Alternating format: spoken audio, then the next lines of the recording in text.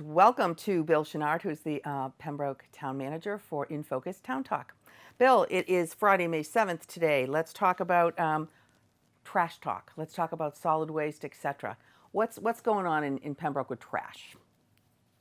So we have, just as I told the select board this week and advisory this week, we've renegotiated our contracts, and we're moving forward. But we're making some errors and some things, and there's some changes in the regulatory requirements that I wanted to talk about and make sure that everyone was aware of. I guess I'll start with the things we're doing wrong and ways we can save money. We've had tremendous success this year with our campaign to reduce the amount of contamination in our recycling. The recycling is for recyclables. And if you go to our website, the Pembroke MA, pembroke-ma.gov, there's a whole section on what's allowed in recycling. But generally speaking, it's those items that you see that you would normally, the bottles, the cans, paper, cardboard. Very important that we stick to those items. We've taken our recycling contamination rate from over 20% down to the low teens, which saves the town a ton of money. Every time you have contamination in the recycling processing center has to remove that contamination, and there's additional costs that the town has to pay for that. It has to go into the trash stream and not in the recycling stream. So very important that we continue be diligent and we don't move back to some bad practices that we had. We're saving. We've gone from over $100 a ton, and we're going to be looking at mid 60s a ton. That's a That's big, huge. big savings Can you to the just community. give us an example of what was not allowed in recycling that was put in that now is no longer being put in recycling? So one of the biggest challenges that we had was people were taking their recycling in their homes and putting it inside plastic bags and just tying those plastic bags up and throwing those plastic bags in their recycling bin. And that was the biggest challenge. So what they have to do when it gets to recycling center, those bags have to be removed. And if it gets through their manual catch system, what will happen is those bags will spiral up and form ropes in the system, and they have to shut down their entire mechanical processing line and cut those out. Got it. Other Okay. things when we did our tour, things like bowling balls, as an example. No, No bowling balls. Okay. Okay. no, please. So recycling, we're doing better. We're doing much better. I want to continue that process. A Great. couple of other notes: when you put your bins out at the street on a trash day, I notice that people are putting them very, very, very close together. They should be 2 to 3 feet apart, so that when a mechanical arm on the truck comes in, it can just dump it, move on, and go to the next one. If that's not the case, and you put them too close, those drivers have to take additional time, and time is money, unfortunately, and it costs us. It influences our contract price as we move forward. So Perfect. take the time to do that. The other piece I want to talk about today is mattresses. There's new DEP regulations that are coming down on mattresses that are going to eventually prevent us from doing that type of curbside pickup. So we're going to continue the process where people can bring mattresses to the recycling center, but we're going to have to potentially stop our curbside pickup as those regulations take place. Okay. Can we talk about illegal dumping on the town property and roadways? You drive down a street and all of a sudden you just see a couch on the side of the road. What can we do about this? So I mean, in Pembroke, we pick those things up. You just have to make the call and arrange for that service. So dumping it illegally doesn't make any sense. And we've had recent complaints. I know at our select board meeting Wednesday night, people said there's a ton of small nip bottles that are getting tossed on our roadways. There is a huge cost for us to clean those up, and they're recyclable.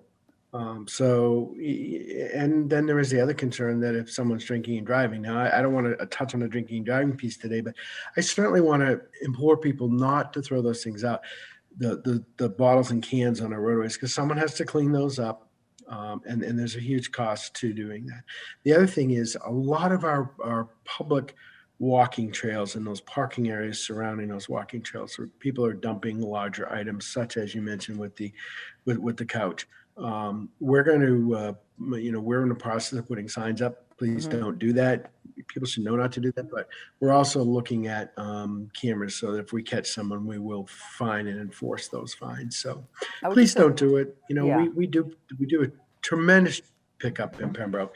Right. So let's keep our community spotless. And if, as a resident, if you see somebody doing that, dumping, should you notify someone? Should you take their license plate? What's the Yeah, procedure? yeah. So if you see someone doing it, a couple of don't intercede yourself. Certainly call the police department. Um, from a safe distance, go ahead and take a video or a picture. Get their license plate, write it down, and report it so that we can investigate it and make it right, Okay. and stop bad practices. Okay, perfect. Now, town meeting, obviously, and town elections have all been put off to June. So town meeting is going to be on June 22nd, which is our standard Tuesday night, and the town election will follow on the following Saturday, the 26th.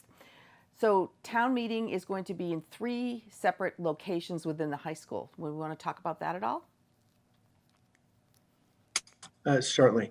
So, to safe distance, I'm really pleased with our COVID numbers, and I want to knock on wood that continues and implore people to continue to get your vaccinations. I know that when I checked Wednesday, there were over 50 sites within 20 miles of Pembroke that had available vaccination appointments. So please, if you haven't been vaccinated, get out and do that.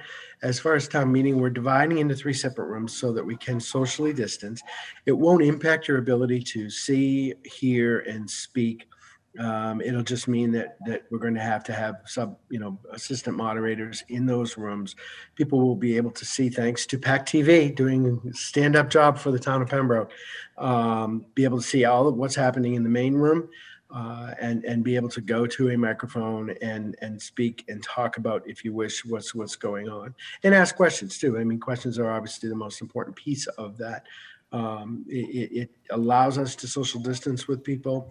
We're going to use the auditorium and the cafeteria and gymnasium spaces so that we can safely conduct town meeting inside. Right. The board of health and other agencies have asked the select board to consider that. They did move it off until the 22nd at the high school. We hope that will be a successful process, and that everyone can remain safe. Okay, perfect.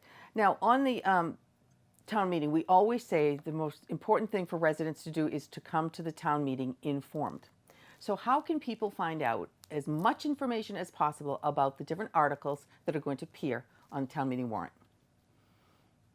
So there's a number of ways to do that. You can watch the advisory committee meetings where we talk about every single article. You can watch the select board meetings where we, as the select board, talk about every single article. I know planning board for zoning articles has discussed and gone over them in great detail. And if you're looking at the school budget, school committee holds several public hearings during the year to do that. The town website is also, and school websites are also very valuable sources when we're looking at town meeting and budget items. And finally, we are scheduling a meeting on June 9th of the advisory and the select board as a combined meeting, and where we're going to go over the entire, and the moderator, of course, the moderator, don't want me to forget Steve, go over the entire warrant and talk about what's going on. And we're hoping that PACTV will engage with us in that, and so that we can broadcast almost a primer for our residents so that town meeting can be a much more informed event. Absolutely. And we're happy to do that. And we absolutely will. Excellent. All right, Bill Chenard, Pembroke Town Manager, thank you so much for joining us today on Town Talk. And we will see you next month.